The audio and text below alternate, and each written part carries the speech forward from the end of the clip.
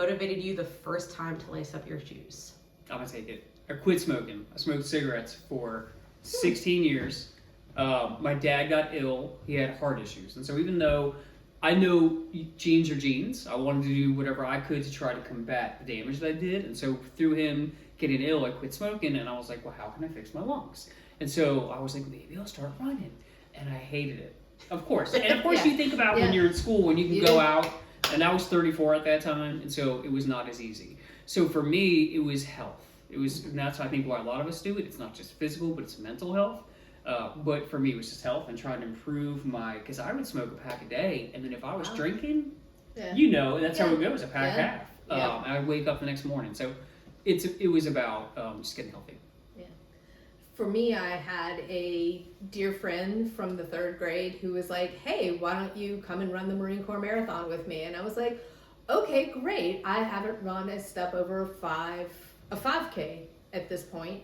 I think I was 23, 24, and that sort of fell through, and I was like, okay. And I guess 2 or 3 years passed, and there's an organization, a not-for-profit, that causes you to raise funds and then travel to a destination marathon, and I got on board with that, and I have not stopped since that 1999, literally. So for me, it was addicted to it, right? It's a healthy addiction. And I think for me, that was a replacement. It is absolutely an addiction. Yes. And I think, not in a bad way. Well, I think that what you will find is in the community of runners, everyone has an addiction or has had an addiction, and whether that's a healthy or unhealthy, a lot of times running is coming in and replacing that, and is usually a healthy addiction. I will say that there are times that it can surpass healthy. I had a roommate who died of leukemia. I'm so sorry. And I got involved with Team in Training, and I wanted to raise money to support and to honor her. So that's the first time I ever put on running shoes. I started speed walking, and so my first marathon, I actually speed walked the marathon, but I didn't finish it. And Lynn knows this story. I do. So the next year, they started the marathon training team. And a friend of mine said, oh, if you could walk it, you could run it for sure.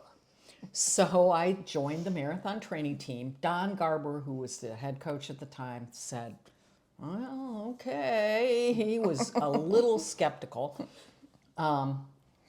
But Lynn was my coach, and it was so much fun, and I, met friends for life, and that's really what got me into it, and then I've just stayed into it. Yeah. So my story, everyone's got the story as we talked about. Like, I was a washed-up soccer player, and I was playing basketball many a year ago, and I tore my Achilles tendon. So that really, with that injury, you have to really stay away from lateral sports. So no basketball, no tennis, that kind of stuff. And I picked up running, and many moons ago, this was back when there was the internet wasn't that great, let's just say. It's like, oh, I saw something in the newspaper. There's gonna be a seminar about training for a marathon. And so my brother and I just kind of said, well, that's always been on our bucket list. And we just attended together, and the rest is history. Okay. 2007. What got you to first put on your running shoes? A friend was training for this 5K in February 2015 called the Love Rocks 5K. They don't even have it anymore, at least not that I'm aware of. It ran through downtown Richmond. So she was doing Couch to 5K and invited me to join her. I had run here and there. I remember in college, I would try to run a mile and get winded and just give up. And I was a person who was like, I don't run unless chased, all that kind of cliche things that we hear. But she was doing Couch to 5K, and she's like, if you want to do this with me, I think we should run this race together. So I did that literal plan that you can find on Google. It's a lot of walk run intervals and eventually gets you to run 3.1 miles without stopping. And so I ran my first 3.1 miles without stopping in February 2015, and then little by little kept pushing myself further and further, and the rest is history. When I first started running, it was really about, I felt like I had something to prove. And with the pandemic and just lifing, I started to realize that I don't have to prove anything to anybody.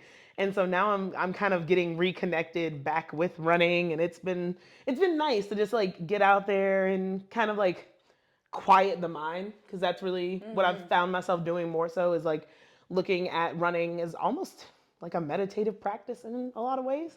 And sometimes just solving my problems, the world's problems, arguing with God, what have you.